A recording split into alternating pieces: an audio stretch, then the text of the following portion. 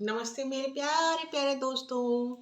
तो मुझे उम्मीद है कि आप लोग मन लगा के पढ़ रहे होंगे। तो आप कुछ से जो करंट अफेयर्स मैंने पहले बताए थे उनको थोड़ा सा डिटेल में मैं आप लोगों को बता देती हूँ। तो जो हमारा डीआरडीओ है इसने hypersonic technology demonstrator vehicle HSTDV का परीक्षण किया है। उसको थोड़ा सा डिटेल में बता देती हूँ। रक्षा अनुसंधान एक विकास संगठन ने ध्वनि की गति से 6 गुना गति से लक्ष्य को भेदने की क्षमता वाले हाइपरसोनिक टेक्नोलॉजी डिमॉन्स्ट्रेटर व्हीकल का परीक्षण ओडिशा के तट के निकट एपीजे कलाम द्वीप से 27 जनवरी 2023 को किया। इस मानव रहित हाइपरसोनिक व्हीकल ने अपने पिछले परीक्षण में ही 7500 किलोमीटर प्रति घंटा की गति प्राप्त कर ली थी। डीआरडीओ की इस योजना का उद्देश्य 15-20 किलोमीटर की ऊंचाई पर स्क्रैम जेट इंजन का उपयोग करके व्हीकल का विकास करना है। इससे सुपरसोनिक मिसाइलों का उपयोग युद्ध के समय किया जा सकेगा। ध्वनि की गति से 6 गुना अधिक गति से जाकर दुश्मन के विमानों व अन्य लक्ष्य को पलक झपकते ही तबाह करने में यह सक्षम होगा। डीआरडीओ द्वारा इसका पहला परीक्षण 12 जून 2019 को किया गया था। ठीक है।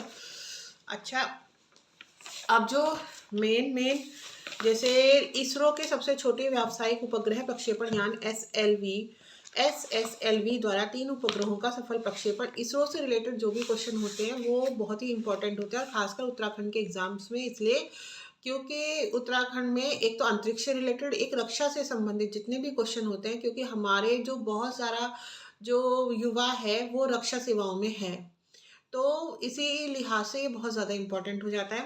भारतीय अंतरिक्ष अनुसंधान संगठन को छोटे उपग्रहों के प्रक्षेपण के अपने व्यावसायिक मिशन की दिशा में बड़ी सफलता 10 फरवरी 2023 को उस समय मिली जब उसके छोटे व्यावसायिक प्रक्षेपण SSLV-D2 की 10 फरवरी 2023 उड़ान द्वारा 3 छोटे उपग्रहों को अंतरिक्ष में उनकी वांछित कक्षाओं में सफलतापूर्वक पहुंचाया गया। प्रक्षेपित उपग्रहों में इसरो का पृथ्वी अवलोकन उपग्रह EOS-07 शामिल था। इसके अतिरिक्त चेन्नई के स्पेस स्टार्टअप स्पेस किड्स का उपग्रह आज़ादी सेट 2 तथा अमेरिकी कंपनी अंतरिक्ष का छोटा उपग्रह जानूस-1 शामिल था। इसरो का मिशन छोटे उपग्रहों के प्रक्षेपण के अंतर्राष्ट्रीय बाजार में अपनी स्थिति मजबूत करने का है।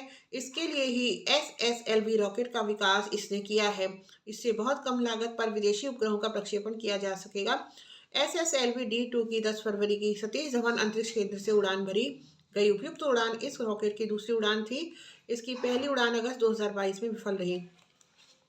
अब अगला जो टॉपिक है वो भी रक्षा से संबंधित ही है। जम्मू कश्मीर गजनबी फोर्स व खालिस्तान टाइगर फोर्स पर आतंकवाद विरोधी अधिनियम के तहत प्रतिबंध। ठीक है। तो केंद्र सरकार ने जम्मू कश्मीर गजनबी फोर्स JKGF व खालिस्तान टाइगर फोर्स KTF को आतंकी संगठन घोषित करते हुए इन दोनों पर आतंकवाद विरोधी अधिनियम के तहत प्रतिबंध 18 फरवरी 2023 से आरोपित किया है। JKGF 43वां और KTF 44 आतंकी समूह है, जिसे आतंकवाद विरोधी कानून के तहत आतंकी समूह घोषित कर प्रतिबंधित किया गया है।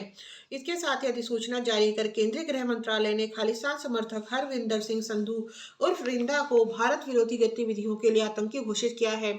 संधू भारत सरकार द्वारा आतंकवादी घोषित किए जाने वाला 54वां व्यक्ति है। JKTF का गठन जहां लश्कर ए तैयबा और जैश ए मोहम्मद जैसे आतंकी संगठनों के सदस्यों के साथ मिलकर किया गया था, वहीं KTF पंजाब में आतंकवाद को फिर से भड़काने में लगा है।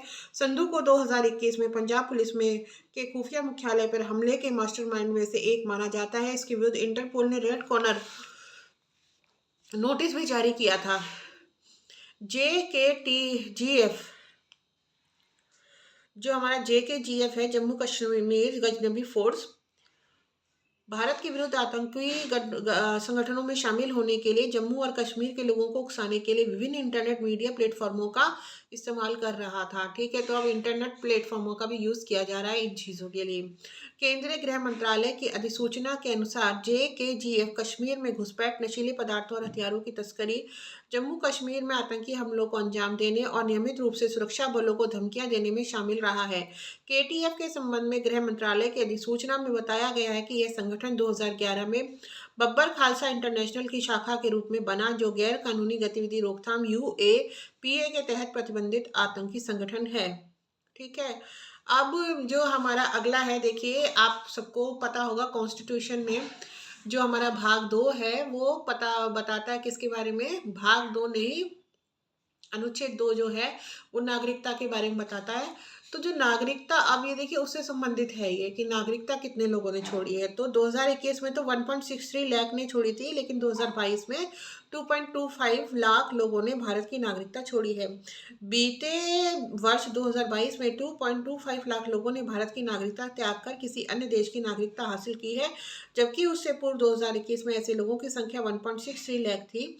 एक लिखित प्रश्न के उत्तर में जानकारी देते हुए विदेश मंत्री डॉक्टर एस जयशंकर ने, देखिए ये भी एक क्वेश्चन है कि विदेश मंत्री कौन है, डॉक्टर एस जयशंकर ने संसद में बताया कि 2011 के बाद कुल 16,63,440 लोगों ने भारत की नागरिकता छोड़कर किसी अन्य देश की नागरिकता प्राप्त की है। ठीक है।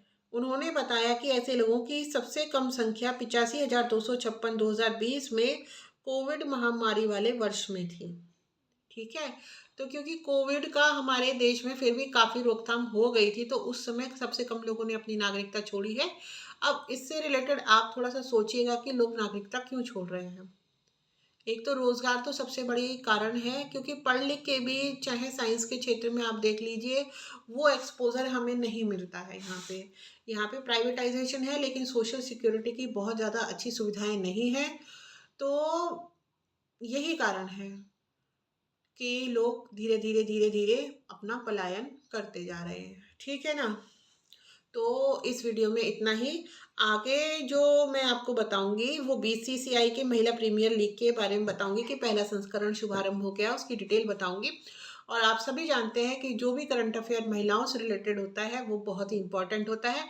वो बात अलग है कि जो हमारे बजट में जो सप्तऋषि कॉन्सेप्ट है उसमें महिलाओं से रिलेटेड, भले ही हमारी वित्त मंत्री श्रीमती निर्मला रमण एक खुद एक महिला है, लेकिन उसमें महिला सशक्तिकरण को उन्होंने अपने सप्तऋषि प्रोग्राम में नहीं लिया है, जो कि अभी कनिष्ठ सहायक के क्वेश्चन में भी आया था। तो महिला होकर अगर आप महिलाओं के प्रति नहीं सोच रहे हैं तो बताइए, हम जैसे मैं हूँ या आप हैं या कोई भी है, जो भी महिला है वो पिछली महिलाओं ने जो सबसे पहले मंत्रिमंडल में चुन के आई, और उस समय संविधान सभा में भी कुछ महिलाएं थी, तो उन लोगों ने, या डॉक्टर भीमराव अंबेडकर थे या जेएल नेहरू थे, उन लोगों ने हम लोगों के बारे में कुछ सोचा, तभी तो आज हमें इतने राइट्स हैं कि हर लड़की आज पढ़ रही है। माँ बाप इस समय भेदभाव नहीं कर रहे हैं लड़कियों को पढ़ाने लिखाने में। और आज के वित्त मंत्री के लिए ही महिला सशक्तिकरण उनके मेन एजेंडे में नहीं है। तो मेरी तो यही उनसे निवेदन है, कृपया आप महिला हैं तो महिलाओं के सशक्तिकरण के लिए कुछ सशक्त सी योजना बनाए। धन्यवाद।